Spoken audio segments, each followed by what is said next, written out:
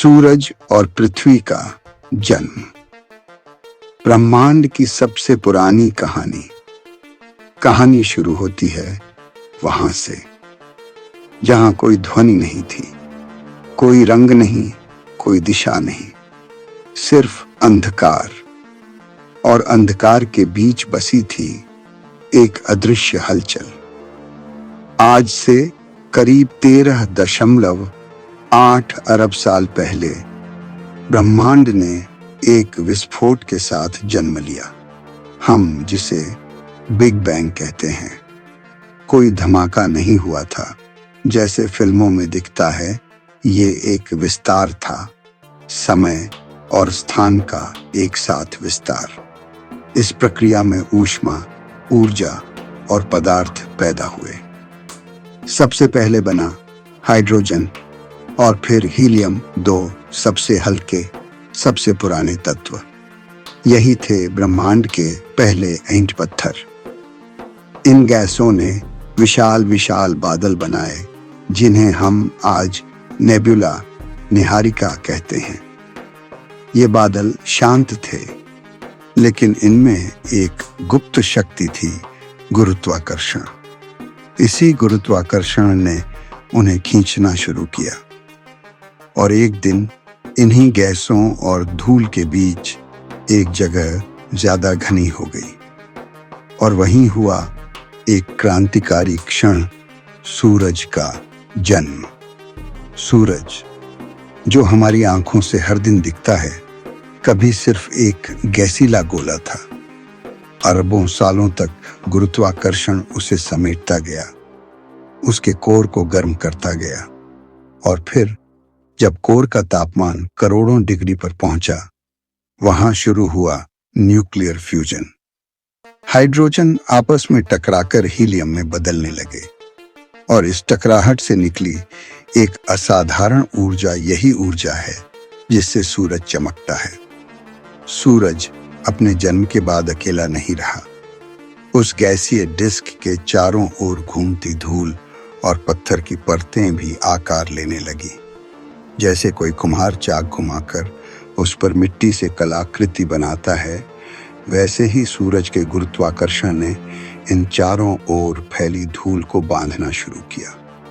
इनमें से ही एक छोटी सी धूल ग्रह बन रही थी, धीरे धीरे गोल होती हुई, टकराव झेलती हुई, अंदर से तपती हुई। यही थी हमारी पृथ्वी।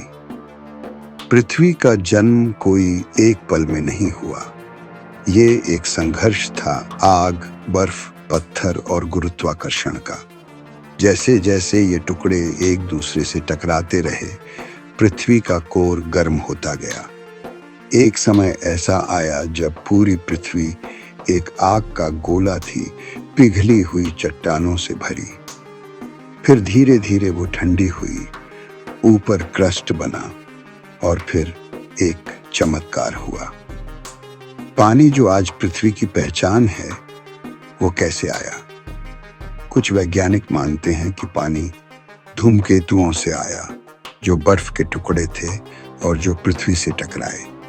कुछ कहते हैं कि पानी पृथ्वी के अंदर से आया, जब ज्वालामुखी फटे और उनकी गैसें बाद में बारिश में बदल गईं। पर एक बात तय है, जब पानी ठहरा तब जीवन की नींव रखी गई। सूरज की ऊर्जा, पृथ्वी की सतह, पानी की स्थिरता, इन सब ने मिलकर एक ऐसा ग्रह बनाया जहां कुछ विशेष होने वाला था, जीवन। लेकिन अभी जीवन नहीं था, अभी सिर्फ रासायनिक परिवर्तन हो रहे थे। महासागरों में, ज्वालामुखियों के पास और गहराइयों में उन यौगिकों का जन्म हो रहा था जो आगे चलकर डीएनए और फिर जीवन का आधार बनेंगे। यानी कि सूरज का जन्म अकेले नहीं हुआ, उसने एक पूरे परिवार को जन्म दिया। और इस परिवार में एक ग्रह था इतना अद्भुत कि उस पर एक दिन इंसान खड़ा होकर पूछेगा, मैं कौन हूं? पृथ्वी का निर्माण, उसका ठंडा होना, समुद्रों का बनना, और फिर उसमें होने वाले रासायनिक बदलाव, ये सब एक श्रृंखला थी। जो आगे चलकर जीवन की शुरुआत में बदलेगी। और यहीं पर रुकते हैं, क्योंकि असली कहानी अब शुरू होती है। अगली बार जानेंगे पृथ्वी के अंदर क्या चलता है, इसका अंत कैसे होगा, और इंसान क्या खुद ही अपनी पृथ्वी को खत्म करने की ओर बढ़ रहा है। तो अगर तुम भी जानना चाहते हो पृथ्वी की असली सच्चाई, उसका रहस्य और भविष्य, तो तैयार हो जाओ अगले पार्ट के लिए। हमारे YouTube चैनल रहस्य लोक को लाइक करो, सब्सक्राइब करो और बेल आइकन को दबाकर ऑल पर क्लिक करो, ताकि अगला वीडियो तुमसे छूट ना जाए, क्योंकि अगला भाग होगा पृथ्वी की शुरुआत से अंत तक की कहानी, और उसमें छुपा है तुम्हारा भविष्य।